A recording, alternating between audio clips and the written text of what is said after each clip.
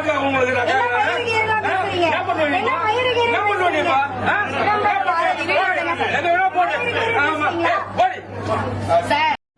Friends, எல்லோருக்கும் வணக்கம். நான் உங்கள் JJ 2.0ங்கிற புதிய சேனலோட நேற்று பார்த்தீங்கன்னா டோட்டல் சோசியல் மீடியாவையே சுற்றி வந்து ஒரு கஷ்டப்படுத்தின நியூஸ் என்னன்னு பார்த்தீங்கன்னா, 8 ஆண்டுகளாக என்னை காதலிச்சுட்டு இப்போ வேறு பொண்ணை திருமணம் பண்ணுறாரு, அதனால தான் நான் திருமண மண்டபத்துக்குள்ளே வந்து போராட்டம் பண்ணுறேன்ட்டு ஒரு பெண் வந்து போராட்டம் பண்ணிட்டு இருப்பாங்க. அவங்க கூட ஒரு 4-5 பேர் வந்திருப்பாங்க.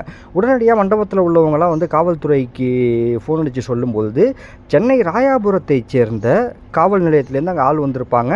அப்போ அங்கே பார்த்தீங்கன்னா சென்னை ராயாபுரம் காவல் நிலையத்தோட ஆய்வாளர் சிதம்பரம் பாரதி அவர்கள் வந்து அந்த போராட்டத்தில் ஈடுபட்டவங்களை வெளில இழுத்துட்டு வரும்போது அவங்க அந்த பெண்ணுக்கு சப்போர்ட்டாக வந்த ஒரு வயசானவரை வந்து மூஞ்சிலேயே குத்திருப்பார். அந்த வீடியோவை எல்லாரும் பார்த்துருப்பீங்க.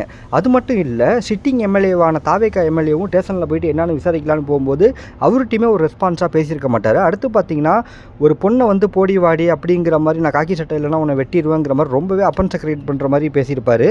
எல்லார் மனசையுமே இந்த பேச்சு வந்து நேற்று புண்படுத்துனுச்சு.